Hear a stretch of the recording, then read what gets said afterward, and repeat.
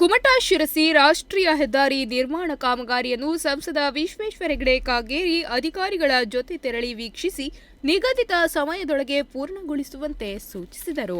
ಸಾಗರಮಾಲಾ ಯೋಜನೆಯಲ್ಲಿ ಕುಮಟಾ ಶಿರಸಿ ರಸ್ತೆಯು ರಾಷ್ಟ್ರೀಯ ಹೆದ್ದಾರಿಯಾಗಿ ಮೇಲ್ದರ್ಜೆಗೇರಿದ್ದು ಶೇಕಡಾ 75ಕ್ಕಿಂತ ಜಾಸ್ತಿ ರಸ್ತೆ ಕಾಮಗಾರಿ ಪೂರ್ಣಗೊಂಡಿದ್ದು, ಸೇತುವೆ ನಿರ್ಮಾಣ ಕಾಮಗಾರಿ ಬಾಕಿ ಇರುವುದರಿಂದ ಡಿಸೆಂಬರ್ 2ರಿಂದ ಫೆಬ್ರವರಿ 25ರವರೆಗೆ ವಾಹನ ಸಂಚಾರಕ್ಕೆ ತಾತ್ಕಾಲಿಕ ನಿರ್ಬಂಧ ವಿಧಿಸಲಾಗಿದೆ.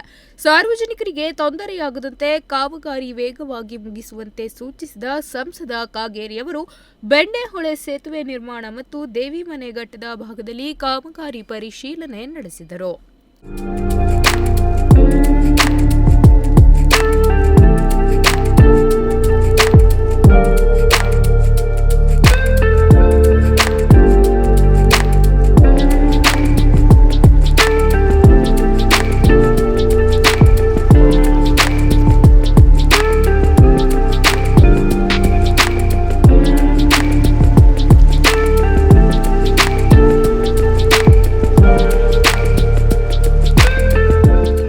ನಂತರ ಮಾತನಾಡಿದ ಅವರು, ಕುಮಟಾ ತಾಲೂಕಿನಲ್ಲಿ ಶೇಕಡಾ 40ರಷ್ಟು ರಸ್ತೆ ನಿರ್ಮಾಣ ಬಾಕಿ ಇದೆ. ವೇಗವಾಗಿ ಕಾಮಗಾರಿ ನಡೆಸಲು ಗುತ್ತಿಗೆದಾರರಿಗೆ ಆದೇಶ ನೀಡುವಂತೆ ಎನ್ಎಚ್ಎಐ ಅಧಿಕಾರಿಗಳಿಗೆ ಸೂಚನೆ ನೀಡಿದ್ದೇನೆ.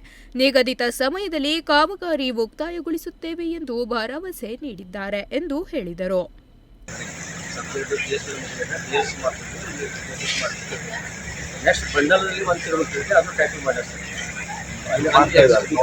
ನೆಕ್ಸ್ಟ್ ಬರೋದು ಸಂಪಕಂಡ ಸರ್.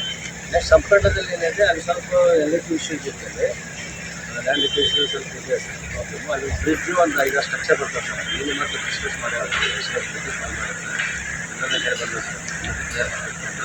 ಮತ್ತು ನಾವು ಬ್ರಿಡ್ಜ್ ಸ್ಟಾರ್ಟ್ ಮಾಡ್ಕೊಡ್ತೀವಿ.